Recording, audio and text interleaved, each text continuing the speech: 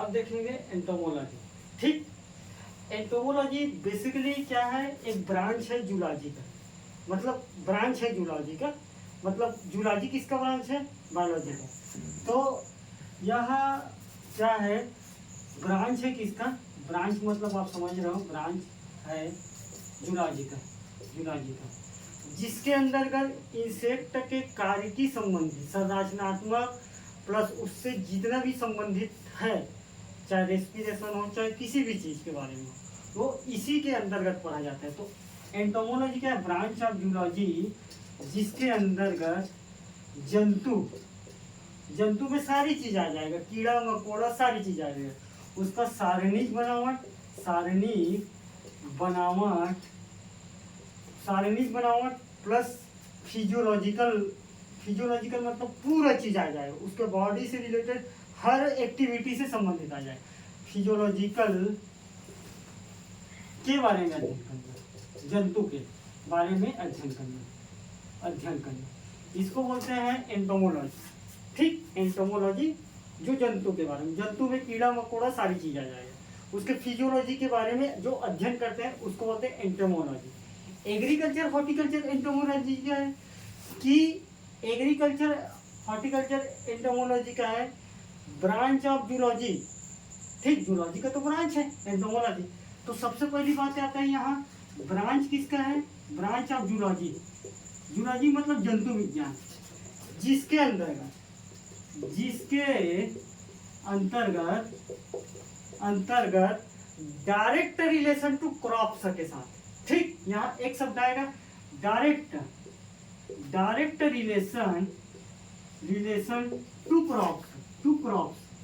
ठीक, मतलब प्रत्यक्ष रूप से, डायरेक्ट को बोलते हैं प्रत्यक्ष, प्रत्यक्ष रूप से फसल के साथ के रिलेशन को पढ़ते हैं, फसल, फसल के रिलेशन, रिलेशन, रिलेशन के बारे में, के बारे में स्टडी करते हैं, स्टडी करते हैं, उसको बोलते हैं एग्रीकल्चर या हॉर्टिकल्चर एंटोमोलॉजी। इसका फादर है डॉक्टर इम्स। ठीक, तो यहाँ तक समझ आ गए एंटोमोलॉजी। अब बेसिकली देख लेते हैं हम आर्थ्रोपोडा। आर्थ्रोपोडा एक नंबर में आएगा तो क्या लिखा है, आर्थ्रोपोडा। आर्थो मतलब क्या होता है, ज्वाइंट, एक लाइन में आर्थो मतलब ज्वाइंट, पोडा मतलब लेग्स, लेग्स। ठीक, और आर्थ्रोपोडा बेसिकली क्या है, सर्वाधिक रूप से पाए जाने वाला संघ है। एक लाइन और, सर्वाधिक रूप से पाए जाने वाला संघ है। ठीक, यह धरती पे रहता है, ये आर्थ्रोपोडा के संघ मोस्टली सर्वाधिक रूप से धरती पे रहता है, धरती पे रहता है, टेरेस्ट्रियल। इसका कैरेक्टरिस्टिक्स क्या है, बॉडी सेगमेंटेड पाया जाता है। ठीक, तीसरा बात क्या है, बॉडी सेगमेंटेड, सेगमेंटेड पाया जाता है। ठीक है, तो बॉडी सेगमेंटेड पाया जाता है, ये इसका तीसरी बात है। अब बेसिकली बॉडी सेगमेंटेड का मतलब क्या है, जैसे कि ये इंसेक्ट, ये किसी इंसेक्ट या जीव जंतु की बॉडी है, तो ये क्या है, सेगमेंटेड पाया जाएगा। ठीक है, बॉडी सेगमेंटेड, तो ये क्या है, सेगमेंट है। अभी मैं हेड थोरेक्स नहीं, ये इंसेक्ट नहीं आया है, ये हम अपन आर्थ्रोपोडा की कैरेक्टरिस्टिक्स पढ़ रहे हैं, दो तीन पढ़ चुके हैं।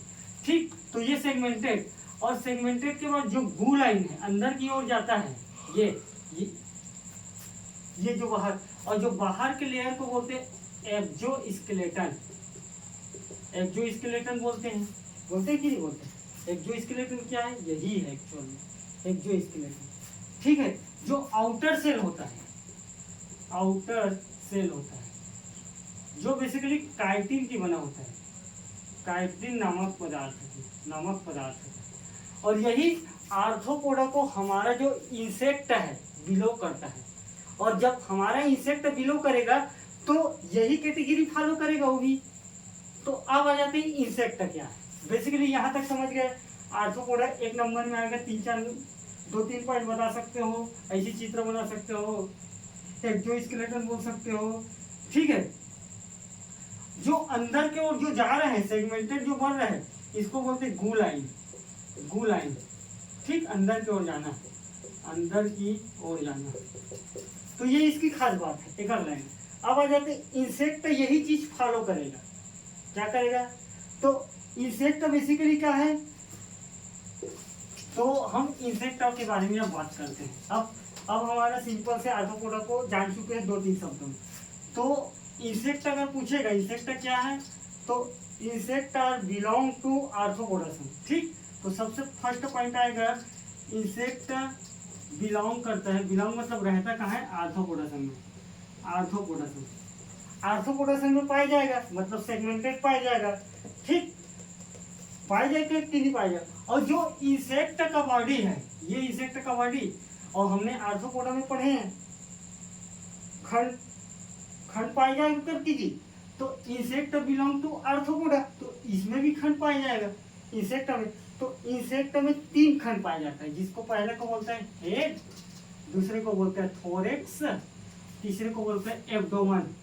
एब्डोमन, एब्डोमन, बात समझ में आया? एब्डोमन, एब्डोमन 1 से 12 नंबर के आसपास हो सकते हैं, छोटे छोटे छोटे छोटे छोटे छोटे खंड।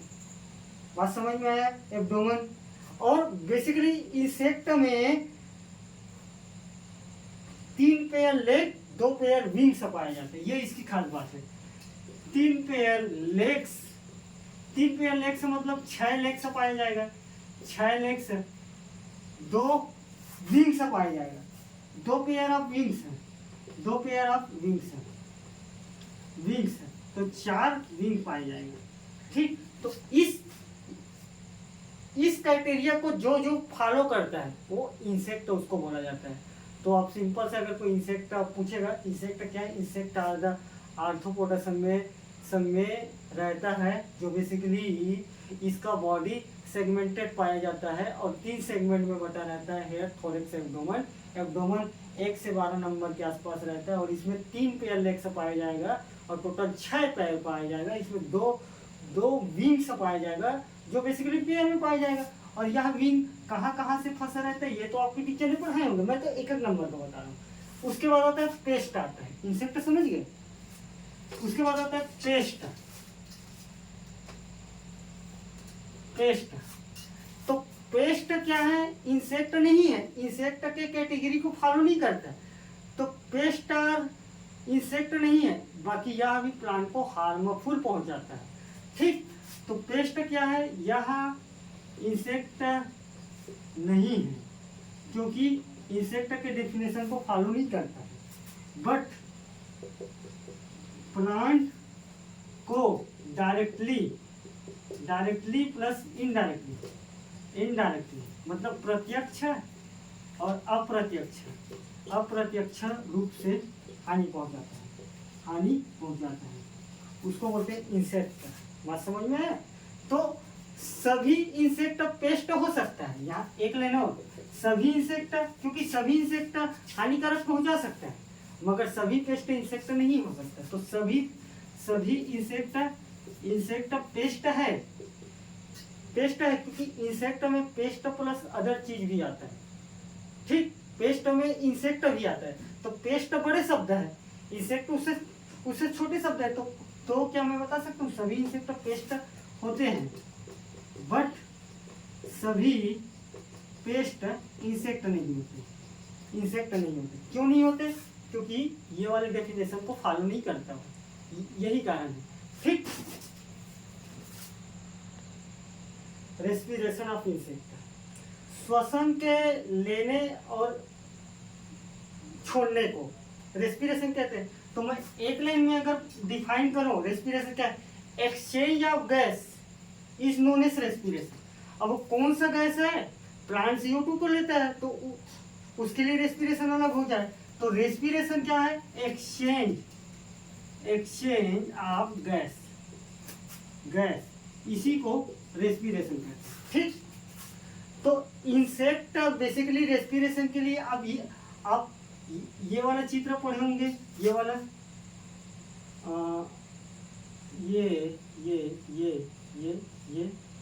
और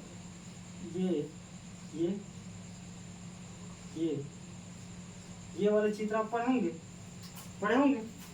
तो रेस्पिरेशन क्या है, बेसिकली जो रेस्पिरेशन होता है वो ना ट्रेकिया के थ्रू होते हैं इंसेक्ट में, ट्रेकिया। ठीक, तो ये और रेस्पिरेशन जरूरी क्यों है, क्योंकि हर सेल के एक्टिविटी कार्य से संबंधित के लिए हमको O2 चाहिए। तो सभी सेल, सभी इंसेक्ट के बॉडी का सेल को सुचारू पूर्वक कार्य के लिए रेस्पिरेशन जरूरी है। रेस्पिरेशन जरूरी है, क्यों जरूरी है, इसी कारण जरूरी। अब रेस्पिरेशन क्या है, ट्रेकिया के थ्रू अंदर जाता है और स्पाइरी, और ये बहुत सारा होल है, यहाँ होल है, यहाँ होल है, यहाँ होल है, यहाँ होल है। तो ये क्या है, स्पेराइकल है, स्पेराइकल है। तो इंसेक्ट में होता क्या है, डायरेक्ट रेस्पिरेशन होता है, इनडायरेक्ट भी होता है, क्योंकि होल बहुत जगह रहता है। तो इसी कारण इंसेक्ट का है रेस्पिरेशन करता है। तो बेसिकली ट्रेकिया और स्पेराइकल के थ्रू। ठीक, ये छोटे छोटे होल होते हैं, छोटे छोटे होल होते हैं, होता है। ठीक, अब देखेंगे एंटीनी बेसिकली इंसेक्ट में पाए जाने वाला संरचना है, जिसको बोलते हैं श्रिंकी बोलते हैं हिंदी में।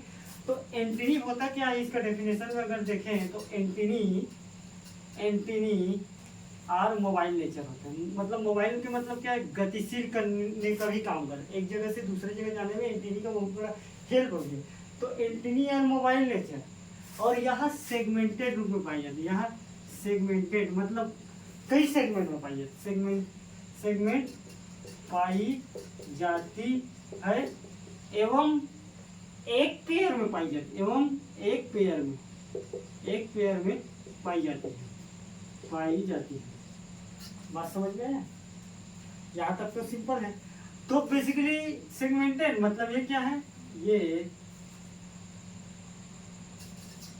जैसे कि ये है फर्स्ट सेगमेंटेड, उसके बाद ये है सेकंड सेगमेंटेड, उसके बाद ये है, बेसिकली 3 सेगमेंट अलग अलग दिख रहे हैं। तो फर्स्ट को बोलते हैं स्केप, सेकंड वाले सेगमेंट को बोलते हैं यहाँ तक को, ये तो फर्स्ट सेम है ना, इसको बोलते हैं स्केप। के बाद ये होता है पेडिसिल। थर्ड लेयर को क्या बोलते हैं, फ्लेजिलम।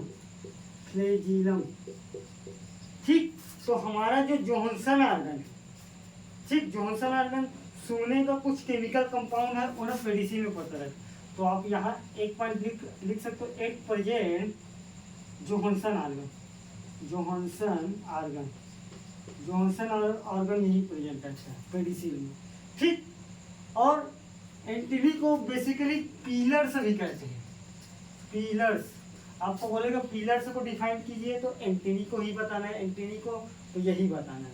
ठीक, एंटीनी का कार्य क्या है, बेसिकली कार्य है इसका स्मेल सुन के पता कर सकते हैं कि खाना कहाँ है हमारे इंसेक्ट। सेकंड नंबर ये है कि ह्यूमिडिटी, मतलब कहाँ रहने लायक है, कहाँ क्या है, ये सारी चीज़ के बारे में। बेसिकली साउंड प्रोड्यूस भी करते हैं। बेसिकली यह टच क्या चीज़ से संबंधित है, सर के मार के देखना। तो एंटीनी यही होता है, जिसको बस समझ में, एंटीनी और कहीं नहीं, यही है एंटीनी एक्चुअल। अब एंटीनी कई प्रकार का होता है, सीटेशियस होता है, जेनिकुलेट होता है, और सीटेशियस, जेनिकुलेट और डोमेस्टाइल, और बहुत सारा होता है, बहुत सारा प्रकार का, जो मेरे को याद नहीं है। तो एंटीनी यही है, और बात समाप्त करते हैं।